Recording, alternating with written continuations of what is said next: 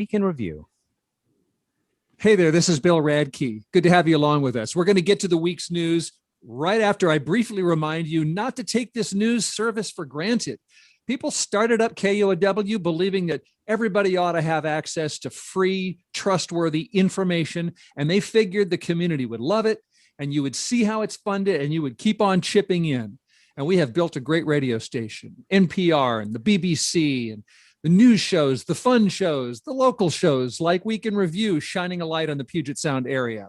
Let me quote Abigail in Tacoma, who writes, "I love the surprising stories and knowing I'll hear all the perspectives and none of the BS. Thank you. You have gotten me through 2020 and into 2021. Scott in Bellingham says, over the past 4 years, in particular during this past year of COVID-19, accurate and unbiased reporting has been foundational to ensuring democracy and saving lives. KUOW and NPR are our lifelines to truth." And Ruth in Seattle says, "While I loved the coverage during the last crazy 4+ years, I mostly loved it for the 20 before and since January 2021. I like hearing things other than politics too. Please keep finding other interesting things to talk about." Will do, Ruth. Thank you, all of you. And now, for the price of just a couple of minutes of your time and maybe $10 or $20 a month or whatever it is for you, you can stand on the side of journalism, truth, transparency, accountability, and as Ruth said, other interesting things to talk about. You can donate online at KUOW.org. Won't you do that right now? KUOW.org. It'll be quick. You can call 543-9595, area code 206-543-9595. You can text KUOW to this number, 41444. Just text those 4 letters, KUOW, to the number 41444. You can even tell your smart speaker to donate to KUOW. I know you can do this. Thank you so much. And now, on with the show. Welcome to Friday. Welcome to Week in Review. We're going to figure out what happened this week and what it means with the founder of Seattle City Council Insight, Kevin Schofield, Crosscut city politics reporter David Kroman, and KUOW journalist and newscaster reporter Paige Browning. Everybody, welcome to the show. Thanks a lot for being here. Thanks, Bill. Hey, Bill. Happy Friday. Hi, Bill. Happy Friday. Happy Friday. It's a treat to have you here. I can see all of you because we're streaming this program on Facebook and YouTube right now. You can go on those platforms and search KUOW Public Radio. I don't see any suit jackets on any of you, I think, which does not offend me. I do not find that unprofessional. And apparently I'm joined by a bunch of state legislators. Associated Press reports, quote, "A sneaker-clad Latino state senator in Rhode Island is objecting to his chamber's jacket and dress shirt edict as a form of white oppression. Female lawmakers in Montana complain proposed rules dealing with skirt lengths and necklines are overly sexist. And an Iowa state representative wore jeans on the floor to highlight the irony of Republican leaders refusing to mandate face masks in the chamber as the pandemic rages while still banning jeans and other casual clothes."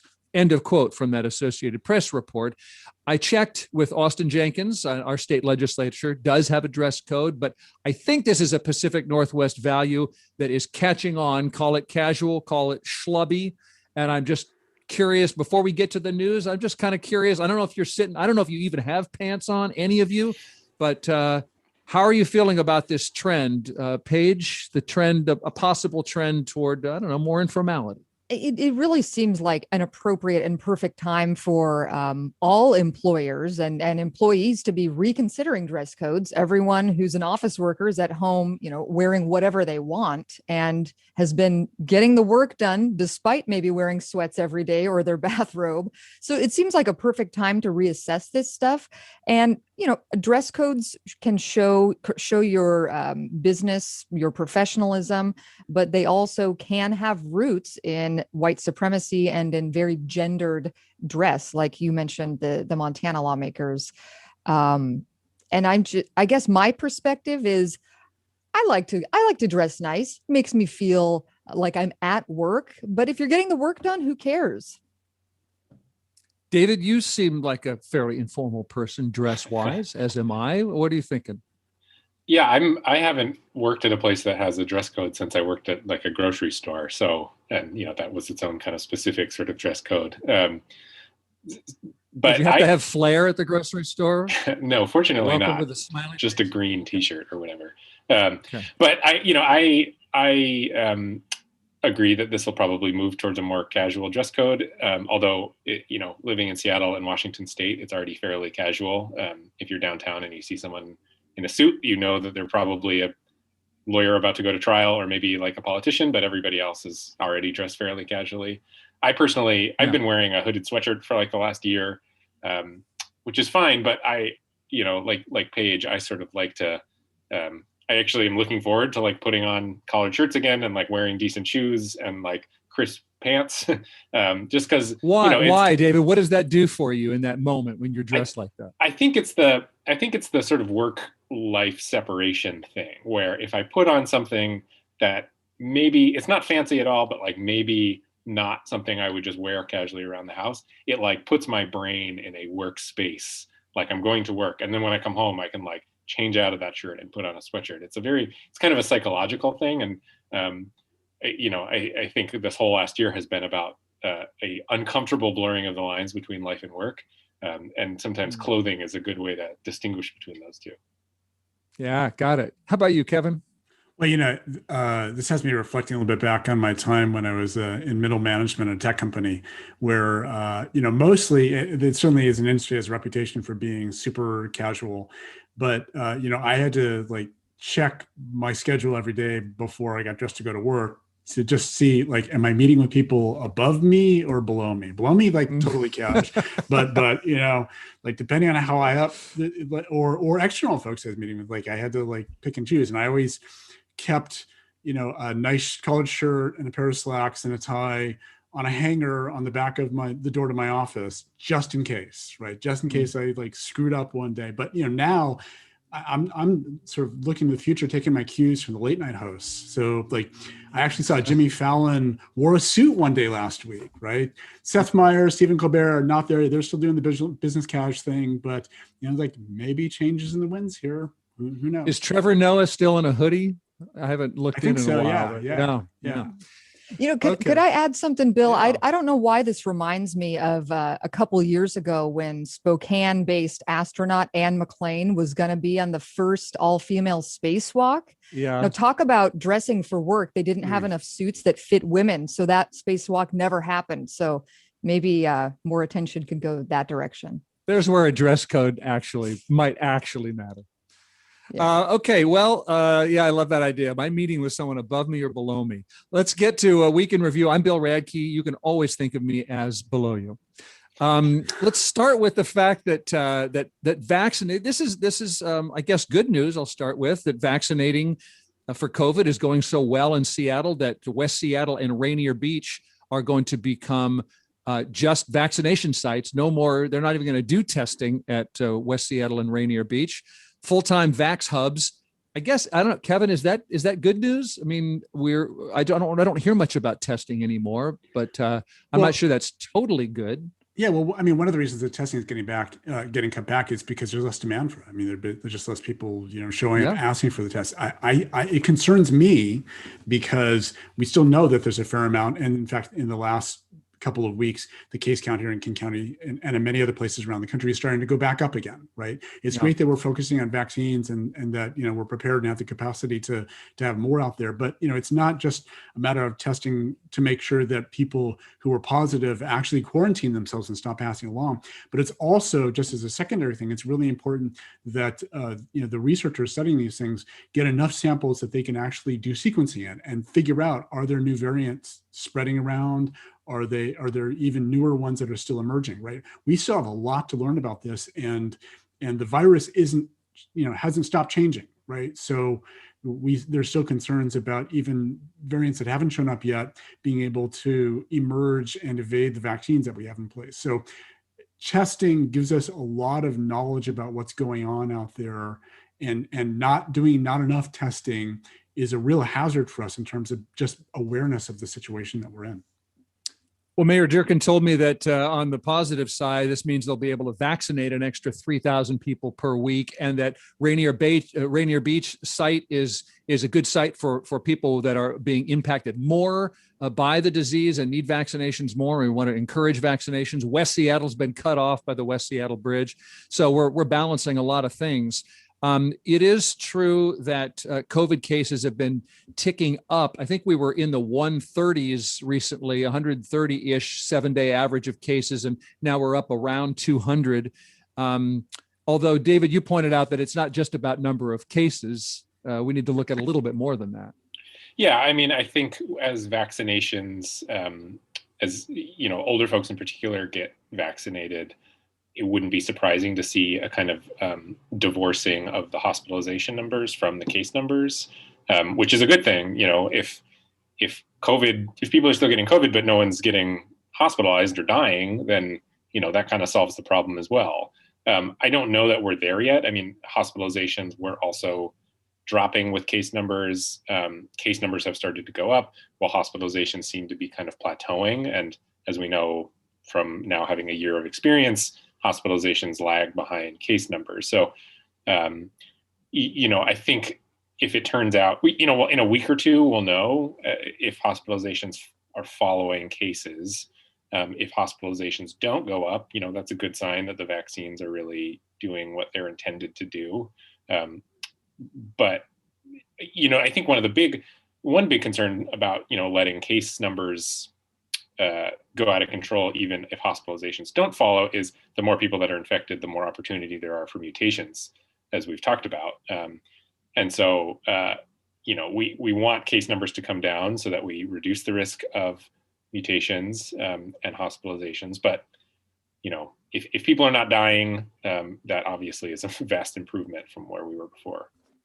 So David, I looked at the statewide numbers a couple days ago, and it turns out that both deaths and hospitalizations are actually steadily dropping at a fairly rapid pace. So it's a really good sign that the vaccinations and the approach of vaccinating the people at highest risk for severe sort of cases is really working. It is, in fact, moving into a stage where a lot fewer people are getting hospitalized. A lot fewer people are dying. The hope is that means that there'll be fewer cases of long COVID as well.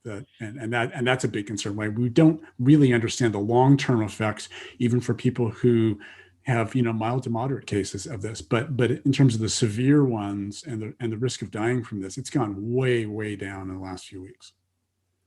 I want to ask Paige about vaccinations in a moment. Before I get there is, nothing's perfect. This is not me being in the media trying to be doom and gloom, but there's a new phrase, the breakthrough case, that health officials want you to know about, which is when a person gets COVID despite being fully vaccinated.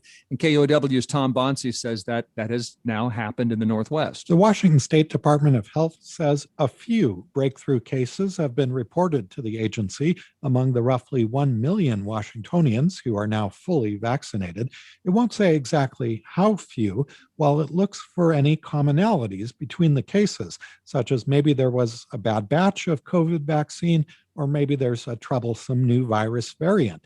So again, that's not to say that that vaccines aren't working. The health department is saying breakthrough infections are going to happen. They are rare. Vaccines absolutely work. Paige, this week, I heard that Washington announced, along with other states and along with the president, that all Washingtonians 16 and older, so adults, are all going to be eligible for the COVID vaccine by May 1st. How important do you think that date is, and why are we opening to all adults instead of continuing to go by age or other risk factors? Yeah. And as you said, it's by May 1st. We could see if it actually happens before then. I think this is really interesting. From one perspective, we have to have focus on the vaccines, but also what David and Kevin were just talking about. We can't keep our eye off the ball of cases, mutations, and like you just mentioned, breakthrough cases. It's kind of been hard for everyone to keep focus on both. But when it comes to the eligibility, Washington State has prioritized groups that are at risk, and Kevin's citing research that's saying that's working to some extent to reduce the spread. But I think what's happening is President Biden came out and said May 1st. Other states have already opened it up to people 16 and over. Northern Idaho, which is a neighbor to many of our listeners even. So I kind of think that, it's pressure from other states and people who are already cutting the line that they're just saying, we got to open this up. Whether or not that's going to actually reduce the spread, I don't know that. We will have to watch, but it seems like it's a little bit of public pressure on Governor Inslee. I don't know if he would have done this without President Biden and other states first taking that route.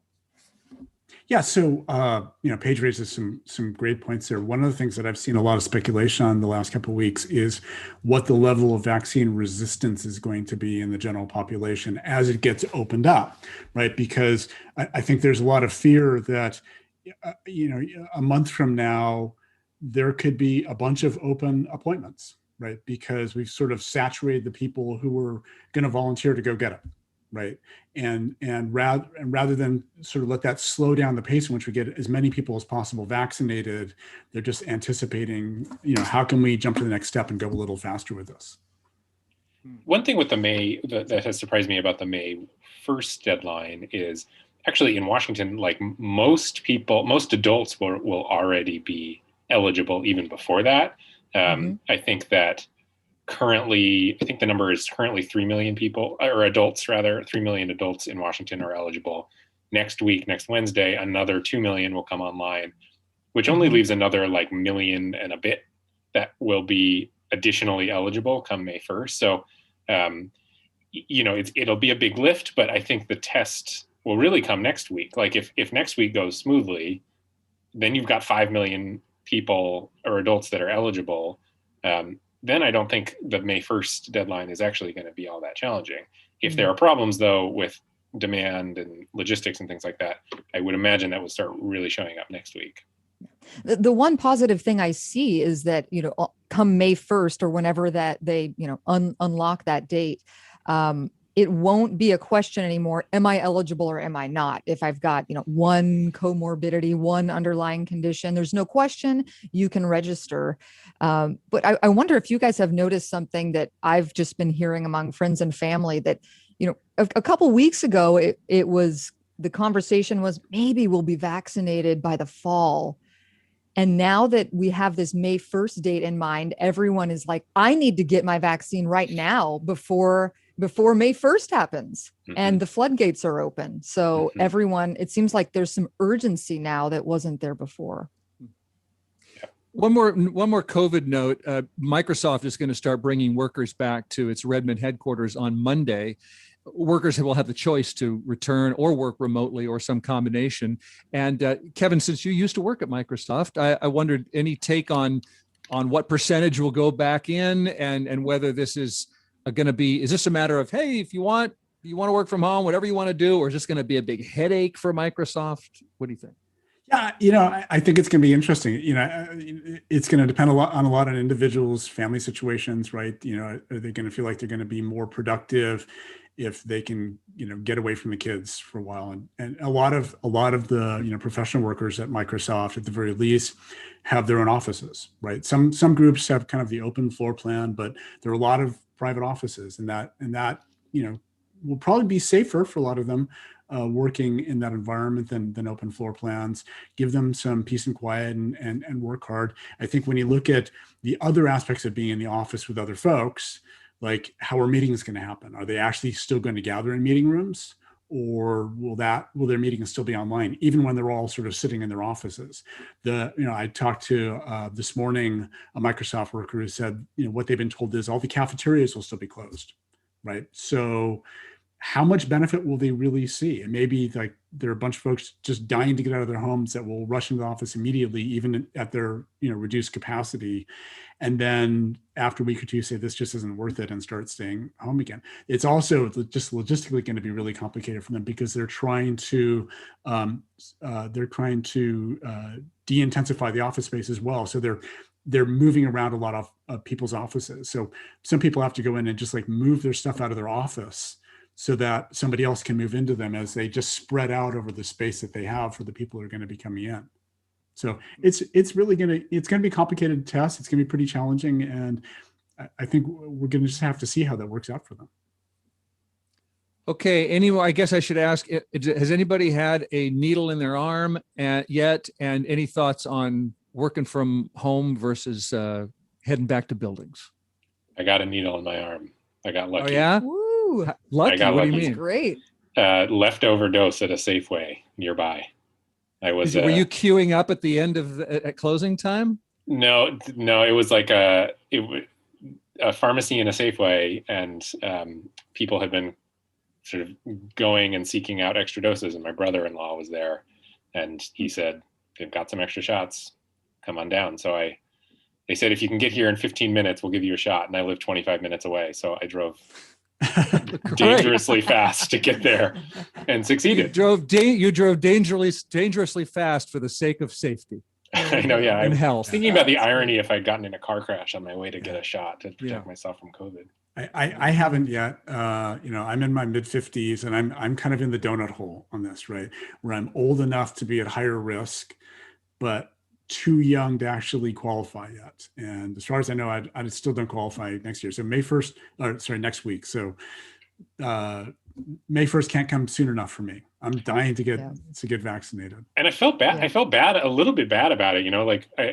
Had there been, if there was a line of people, of course I would have put everybody in front of me, but there wasn't. It was just, they had the shot sitting there and they were about to close, and it was either in my arm or nowhere as far as I could tell. So I rolled up my sleeve. And when it comes to the literal what would have been a garbage dose, our own state health department says, we want them to go to eligible people, but if it's not going to, just get it in someone's arm. So why is it going in the garbage? Was it like taken out of the fridge and it's been out too long? And was it really going to get thrown away, or is it just going to get saved for somebody else? There is a time limit. Yeah. Okay. I don't know about yours, David. You can answer that, but there is a time limit for how long these things can be out of the deep freeze, and they can't necessarily go back in. So. All right. Well, I noticed David didn't call me, but that's cool. It's not a. I think you're probably more than 15 minutes away from the Paulsbo Safeway. True.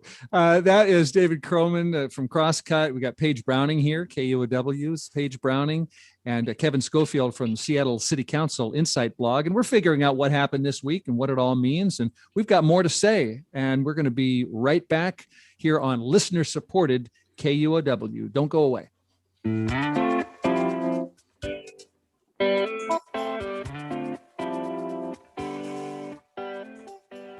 Support for KUOW comes from United Way of King County's Eat, Drink, and Be Generous, a virtual event series featuring cocktails and apps on April 7th with Kamala Saxton and Brooke Fox, and wine tasting and apps with Shay Frechette and Donna Moody on May 8th. More at uwkc.org/be generous. 48 degrees in Seattle. We are expecting some sun this afternoon. Tomorrow is going to be mostly cloudy, and Sunday, rain. It's 12:30. This is 94.9 KUOW, Seattle's NPR news station. Listener-supported public radio. Back to Bill. Bill Radke here. I try to be comfortable with uncertainty. Uncertainty is part of life. Everything changes, but I do like a stable source of information, so I can make decisions about how to react or what to do about change. I can calibrate my opinions. And we have just seen the spread of false and misleading information eroding trust in our society and our democracy. I want facts. I want wisdom. I want to hear different points of view. And maybe you're just like me. Maybe Marcia is too in Port Ludlow. Marcia says KUOW is my single most valued and trusted source of information on current events and has been since 1972. Audrey in Breyer says, I appreciate how you provide clarity and help me navigate all the stuff we're going through. I'm donating the rest of my stimulus as I appreciate you even more during this time of uncertainty. Thank you, Audrey. And then Mariel in Bainbridge Island says, KUOW is absolutely my most important source for local, national, and international news. You've taught me so much about the Seattle area since I moved here 4 years ago. I am a smarter person thanks to you. Well, thank you, Mariel. And at KUOW, we're here standing with the facts. And if that's what you support, that's what you value, if you think that makes the Puget Sound area a little better place, will you donate for yourself and for your neighbors? You can go online if you like, KUOW.org. And as always, you choose how much to pledge, $5, $10, $20 a month or whatever you decide. You can give us a call. That's 206-543-9595. You can donate $1 million. We'll say yes to that. Again, the phone number 206-543-9595. You can text the letters KUOW, and that number you're texting to is 41444. Again, 41444, just text KUOW. And, that's what your smart speaker's there for. Tell it to donate to KUOW, and it'll happen that way too. And thank you. Thank you very much. Okay, on with the news, because that's what we're doing on Week in Review with Paige Browning of KUOW, Kevin Schofield of Seattle City Council Insight, and David Kroman of Crosscut. Last summer, most city councilors in Seattle said that they were in favor of defunding the Seattle Police Department by 50%. Here on Cairo 7 last July, this is City Council President Lorena Gonzalez apologizing for her history of having voted for police budget increases. Seattle City Council President Lorena Gonzalez said today, while she previously believed in police reform, she now believes in rebuilding. I take personal responsibility for every vote I have taken that has contributed to the expansion of law enforcement and those legal systems at the expense of community-based investments. And I owe it to all of you to say that I am sorry for those votes. Okay, so there's been this city move to divest from policing as we know it and invest in other solutions. But Paige, this week, some city councilors proposed a $3 million cut to the police department, which was less of a cut than the $5.4 million proposal earlier back in the winter. And none of this is getting near 50%. Is Seattle still defunding the police? Yeah, that's a tricky question to answer because there's so much involved. But on this topic specifically, we talked about this bigger cut earlier in the year and last year, and now they're talking about like roughly $3 million. This particular cut, it's on the table now. It would not change policing levels. So it's not going to change how many police are actually on the force. What it actually does is it's using up money that SPD has in excess now because so many police left last year. So that's where the money's coming from.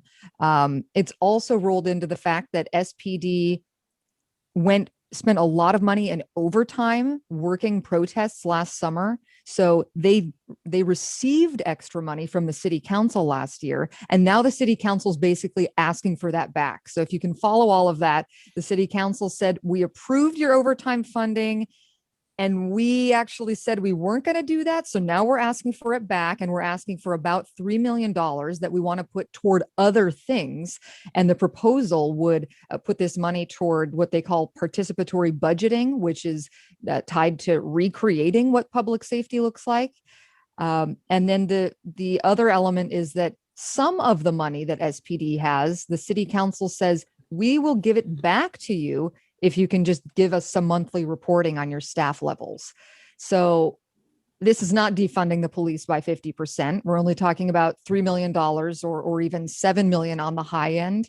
This proposal bill is, it's kind of a compromise. And that means it's not making the defund police community happy or the pro-police community happy, or possibly even judges who are overseeing this whole process. So yeah, right. There we are. That.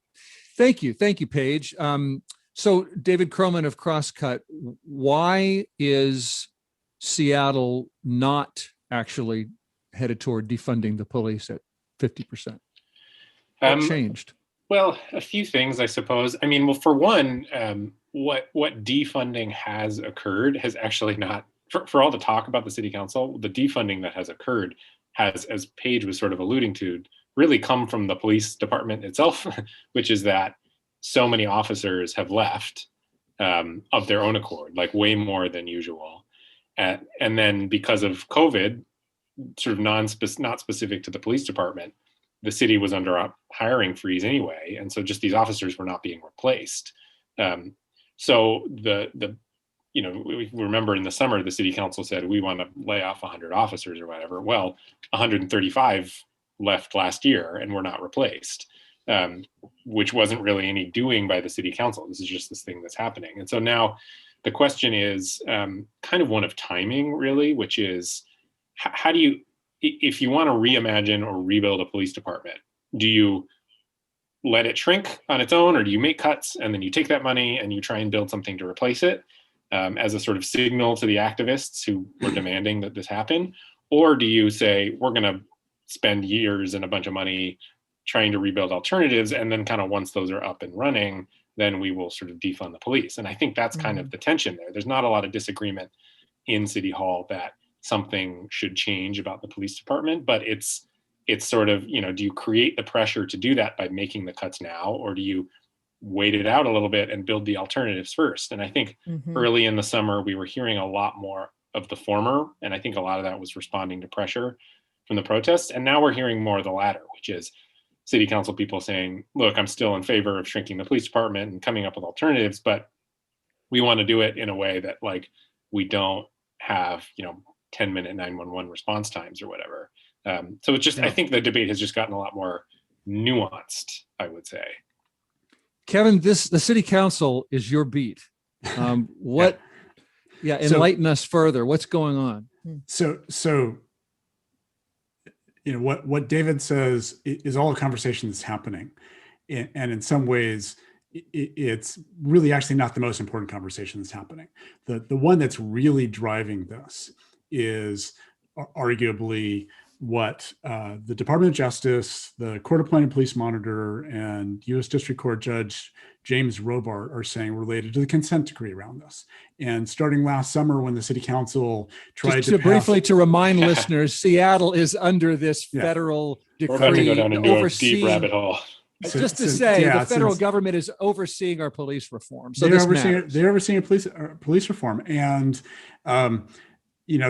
the Judge Robart and the police monitor and the DOJ have all raised questions about, hey, look, if you're under this consent decree, you've made commitments about the way that you're going to staff and train and educate and deliver policing in this city. And if you keep making these cuts, we are very concerned that you're not going to meet those commitments under the consent decree.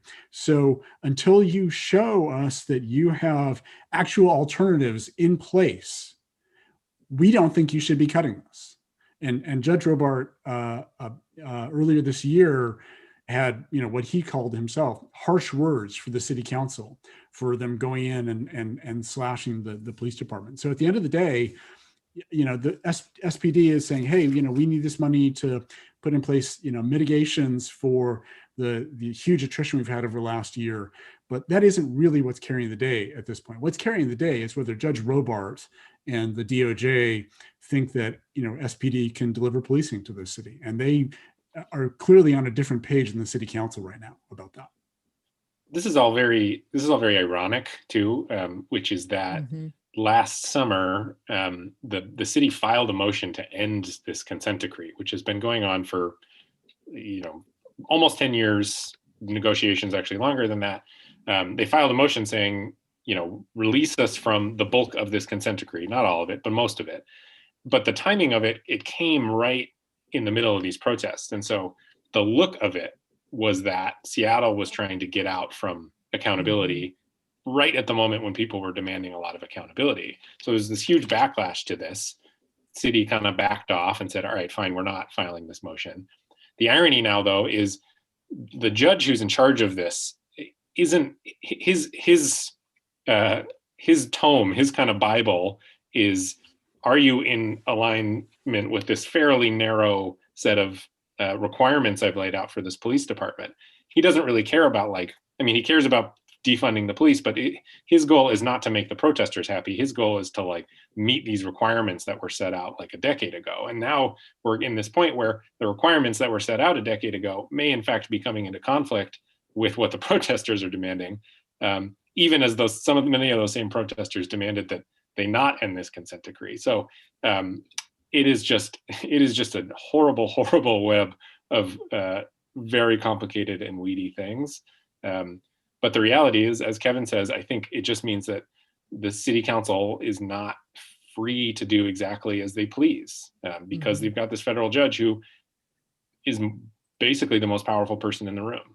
Yeah. And to an extent now, the city council is kind of trying to do both things by not making drastic cuts to SPD or cutting staffing, but also saying, hey, here's a proposal where we'll hire 5 mental health responders, 11 civilian public safety responders. This is in the proposal I was mentioning. So, there's a handful, there's this effort by them to keep police in the structure it's in right now, but start adding these other alternatives slowly.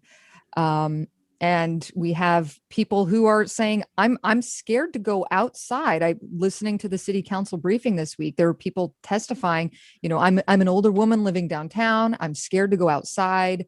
Why are you cutting the police? Other people saying, look how police are responding to certain incidents. One this week, we heard about an older man pulled out of his own home. So there's just a lot happening, and the city council. That video is crazy. That was a handcuffing that was a couple of years old, but yeah, wow, that's its own topic. But this guy's screaming in pain because he's in his own 74 years old and kind of feeble, no offense, and he's like in his own home, and they're not asking him, do you live here? Oh, you do live here. Oh, okay. Sorry. Yeah. But anyway, sorry to interrupt, Paige. For those who no, haven't seen just saying they're sort of trying to do two things right now. And Councilmember Lorena Gonzalez, this is high stakes for her. She's running for mayor. So we'll talk about this again, I'm sure. Yeah. And in the short term, the council is really slow walking this. They have a proposal. They haven't even voted it out of committee. They kind of did the least thing they could do to signal that they were trying to listen to everybody, because the police monitor and the judge are really breathing down their necks on this. And now they said, we're just going to wait. The police monitor sent them 10 hard questions to ask. You're going to try to answer those questions based on, their latest updated proposal. And it's going to be weeks probably before they hear back. And so this proposal is basically just going to sit in committee for weeks until they can get to something that they think the police monitor and Judge Robart might actually be okay with. Okay, I'm going to make a transition here. But David, do you think Seattle City Council would have pledged to cut the police budget if all the city councilors represented the entire city at large instead of most of them just representing one district? Oh man, I have no idea. I think if we elected everyone by a city on a citywide basis, we would not have the same city council that we have right now. I can say that fairly confidently. And I think a lot of the people on city council would not have run for city council had it been a citywide thing.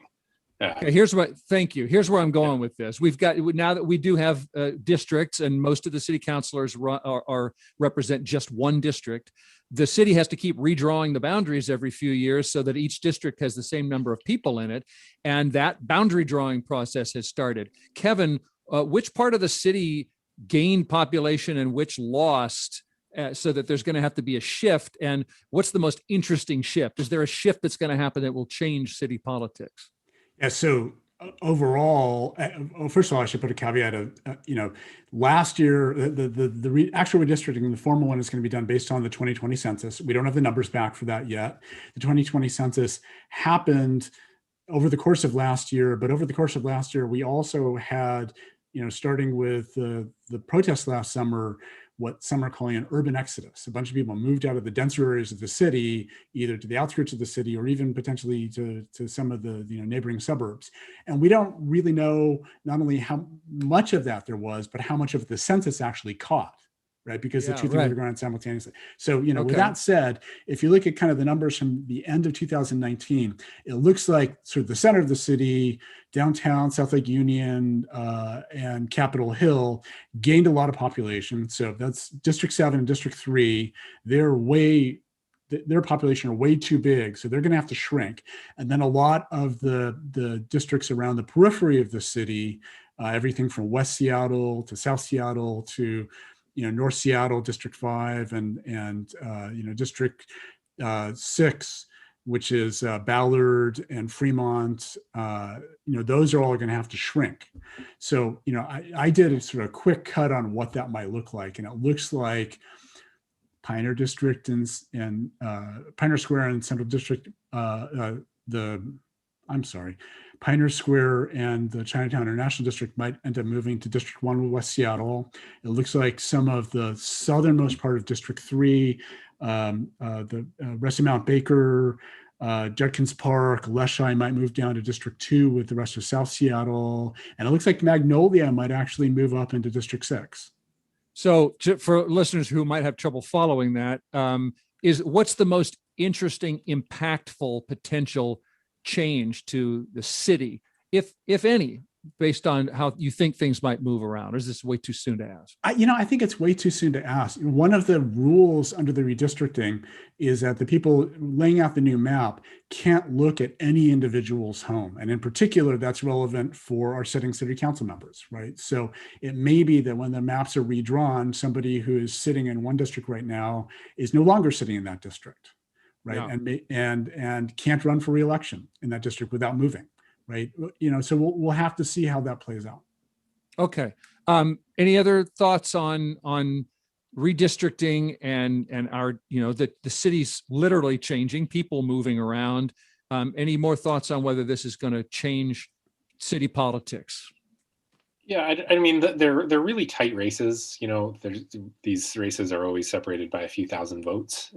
So, a change of a mile or whatever, I don't know how big it would be, maybe not that big, but could make a big difference. If you trim off Madison Park, which is in Shama Sawant's district, then suddenly Shama Sawant has a much easier path to re-election.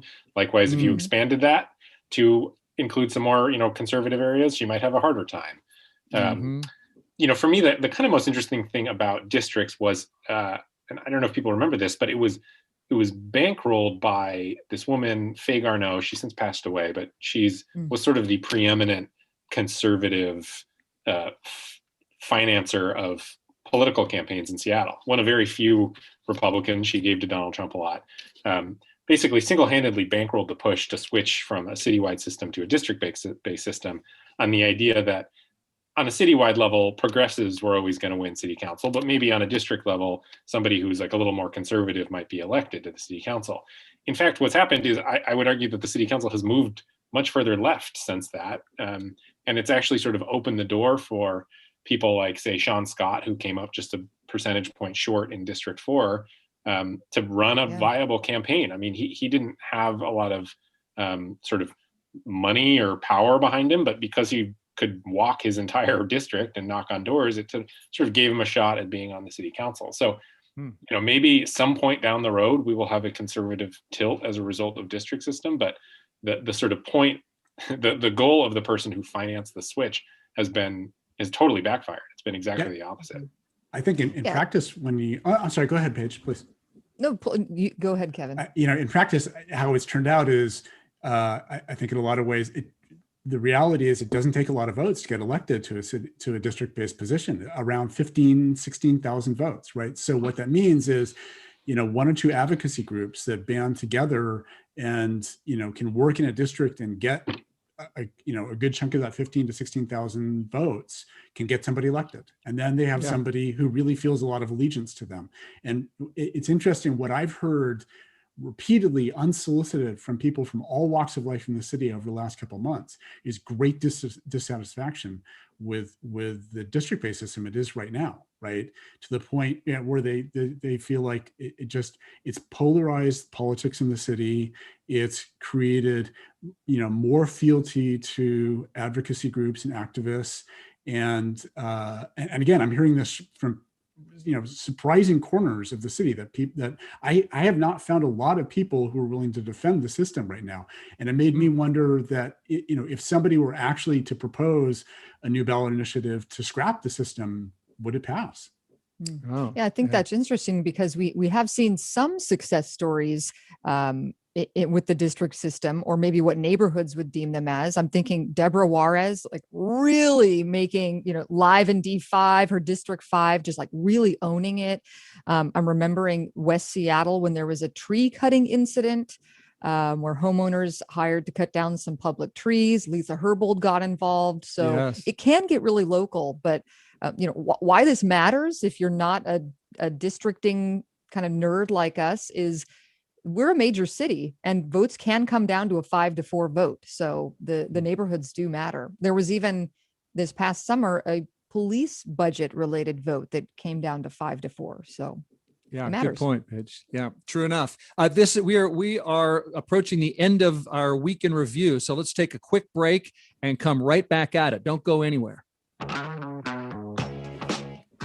Support for KUOW comes from Seattle NTC, dedicated to helping patients recover from severe depression. Seattle NTC offers TMS, esketamine, ECT, and more when medications haven't worked, with clinics in Seattle, Tacoma, Bellevue, and Bellingham. More at seattlentc.com. You are listening to KUOW 94.9, Seattle's NPR news station. And this is KUOW's Week in Review.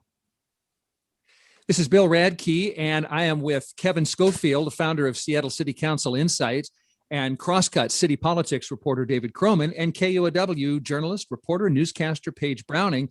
And we're at the end of our week in review. I always want to leave time for what's making us smile, but can I get a quick rundown, David, on this, the fact that our state legislature is starting to respond to this big change in Washington drug law. Our state Supreme Court ruled recently that our state's drug possession law is unconstitutional. So possessing small amounts of drugs is not by itself an arrestable offense in Washington right now. And how are some state Republicans and some Democrats too, how are they responding to this? Yeah, this on the Republican side, it's one of sort of panic in some ways, which is basically drug possession is legal in Washington state right now. And so the Republicans are proposing, not to get too far in the weeds, but the problem with this statute was all about whether or not a person knew that they possessed the drugs, and whether a prosecutor was required to prove that they knew. And the answer was no, the prosecutor didn't have to do that, which is why it was unconstitutional. So Republicans are proposing just passing the same law again, but adding the word knowingly to it, basically recriminalizing drug possession. But they're also proposing kind of the most interesting thing, and something that I think is freaking out some people on the Democratic side the most, which is empowering cities and counties to pass their own drug laws.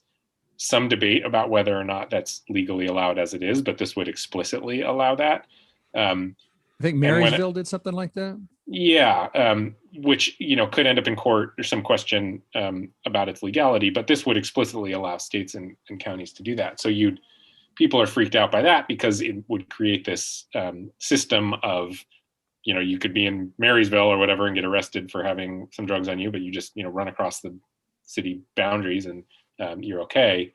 Republicans are also proposing some mandatory minimums for drug dealing. On a whole, and then plus some sort of expansion of treatment option. But on a whole, the Republicans are sort of moving back towards this criminalization approach, which they say is necessary. Democrats, meanwhile, their sort of one main proposal that's on the table would recriminalize drug possession for people under 21, but for the most part would codify what some Democrats say is already the case, which is that cops would no longer arrest people for drug possession and instead call, forensic navigators or people who can help connect these people with services. It's interesting because there was a very controversial proposal on the table before this ruling that would decriminalize drug possession. Everybody assumed it wasn't going to go anywhere because it was such a hot topic. Now suddenly it's been totally reversed, which is, do we keep the reality as it is, which is that drug possession is essentially legal? For people who have been trying to sort of, quote, end the war on drugs, this is a gift. This is a Christmas present for them. All the sort of political coalition building that they were doing, and only sort of to mixed success, it just happened through the court. So, I think a big question will be what the governor wants to do. He hasn't weighed in on this. I've asked him a few times and he still has not taken a position. Is it time that Washington State just says, you know what, drug possession is not something we're arresting for anymore and that we're okay with that? Or do they take a step back to what the reality was a couple weeks ago? I don't know. We'll see. And will we decriminalize Oregon style? We'll have to watch. Thank you for that. We are at the end of the show. So as far as smiles, I wanted to say that I know this is a headache for some people. I'm sorry for them, but there's something that makes me smile about the fact that so much has been virtual lately, virtual school, remote work, video meetings. Something in me likes knowing that it still matters that humans used their bodies to dig the Suez Canal out of the land, and that a giant cargo ship gets stuck in it and they can't get it out, and ships are backed up and they have to go around Africa. And it's just so giant and physical and tactile that I don't know, there's something refreshing. Anything making anybody hopeful or smiling this week? For me, it's the cherry blossoms. Just walking around. I'm looking at some. If I tilted you 180 degrees, you'd see my view. Go on. What is it that you love about cherry blossoms? I just, it's after, our dark, dank winter here and, all the rain and gray clouds that we still get for, up into June, just it's this moment of brightness and color. And it feels like, yeah, all right, spring is really here. Mm-hmm. Yeah. Anyone else? Bill, I love that canal story. I just think it's fascinating. Nature dictates everything still. Going down the river could get caught up. That's it. That there's an actual physical world out there that's bigger than us and dictates everything. Right. Thank you. Right. Amazing. What made me smile was seeing our World Cup winning Seattle soccer star, pink haired, dressed in a suit, in the White House this week. Megan Rapinoe speaking from the press room, meeting with President Biden and First Lady Jill Biden. This is not a political statement, but just that, it's fun to see our sports stars being celebrated. And she's there speaking about wage equality and wage discrimination in soccer. And, she had kind of swatted down when they won the World Cup. Oh, I'm not going to run for president. And then she's doing things with the Bidens during their campaign. And now she's in the White House. So I had to smile. Isn't she about to play for the U.S. national team? Yes, exactly. Yeah. Yeah. Like on Monday or something, the U.S. playing Colombia. She's going to be in the Olympics. I'm sure she will. Yeah. Okay. David Kroman, anything smile worthy? Yeah, I think I already talked about it, which is my random ability to get a shot. I was very pleased. I woke up on Tuesday. Second one? I need a second one. Yeah, it was Moderna, so I need a second one. I had no side effects from the first one, so I'm fully expecting to get kind of whacked on the second one. But woke up Tuesday morning, did not think I would be getting a shot. Then it happened. So I'm feeling very fortunate about that. If you get one, but it was just because you happened to get one before it was thrown away, you're not in an eligible category. What do you do about getting your second shot? Are you moved up? Like, hey, you got to give me a second. Yeah, they don't want to give people one shot and not give them the second one. So they've got my email. They'll let me know. Great. All right. Congrats. I'm not throwing away my shot. That's our time. Kevin Schofield, Seattle City Council Insight blog founder, David Kroman, Crosscut City Politics reporter, Paige Browning, KUOW journalist and newscaster. It's a joy to see you, even though it's not in person. Thank you for running down the week, making sense of it with us. Thank you. Got it, Bill. All right. This show is produced by Sarah Leibovitz with social media and live streaming by Juan Pablo Chiquiza and Tio Popescu. We want to thank you for listening, and we'll see you next week because I know you are going to sustain this radio station, right? KUOW 94.9, KUOW FM Seattle, KUOW Tumwater, KQOW Bellingham. This station was founded with the belief that everybody ought to have access to free and fact-checked, trustworthy information. And that work relies on support from people who can help. So Juliana in Bellingham says, I'm hopeful that by providing free access to reliable information, that'll empower people to make personal decisions that positively impact our community and our planet. Factual knowledge is power, says Juliana. Powerfully put, Juliana. Thank you. You can go right now to KUOW.org and donate online. You can call 543-9595. Thank you for making your support of public radio tangible.